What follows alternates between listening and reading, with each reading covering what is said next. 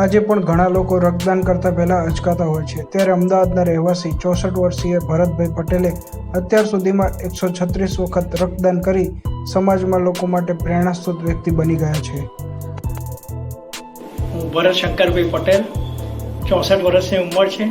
મેં BBA 1981માં સરદાર વલ્લભભાઈ પટેલ વલ્લભ વિદ્યાનગરથી કર્યું છે. મેં મારું બ્લડ ડોનેશન ફર્સ્ટ ડોનેશન 1985માં કર્યું હતું. મેં BBA કર્યા પછી 5 વર્ષ રેમિંગ્ટન રેન્ટમાં ટાઈપરાઇટર્સનો માર્કેટિંગ એક્ઝિક્યુટિવ તરીકે જોબ કરી. એ પછી મેં કોમ્પ્યુટર સ્ટેશનરીનો અને કોમ્પ્યુટર કન્ઝ્યુમર્સનો બિઝનેસ કર્યો અને મેં અત્યાર સુધીમાં 136 વાર બ્લડ ડોનેટ કર્યું છે. મારા કુટુંબમાં મારી વાઈફ અને એક સન છે. મારી વાઈફે 86 ટાઈમ બ્લડ ડોનેટ કર્યું છે અને મારા સને 12 વાર કર્યું છે. એમાંનો મોટાભાગના યુએસમાં જેને ત્યાં સેટલ થયેલો છે.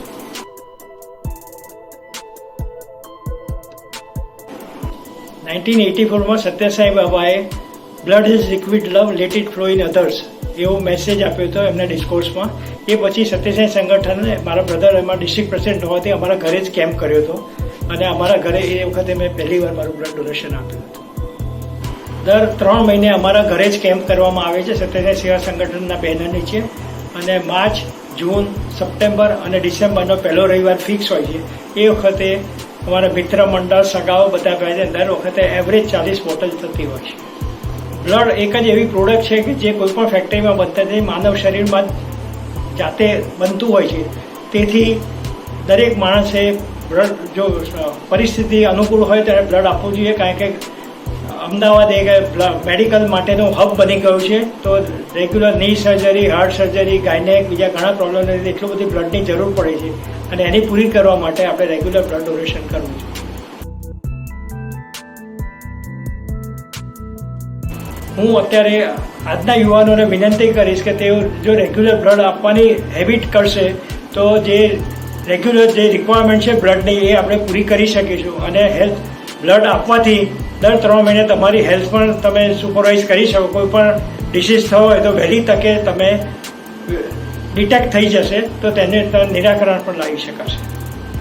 બ્લડમાં મેઇન તો એ લોકો 12.5થી વધારે હેમોગ્લોબિન જોઈએ છે, એટલે હેમોગ્લોબિન મળે એવો ખોરાક લેવો જોઈએ, જેથી આપણે દેશી ખોરાકમાં સંપૂર્ણપણે જો આપણે દેશી ખાતા હોઈએ છીએ, ગોળ, લીલા શાકભાજી, ખજૂર એ બધું કરતા હોઈએ છીએ તો એમાંથી આપણને સફિશિયન્ટ પ્રમાણમાં હેમોગ્લોબિન મળી જાય છે.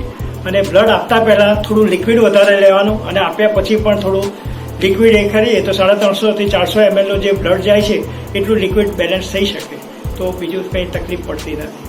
અને બ્લડ આપવાથી બીવાની સહેજ પણ જરૂર નથી, કારણ કે એનાથી કોઈ પણ તકલીફ થતી નથી. જે પણ થાય એ માનસિક તકલીફ હોય છે.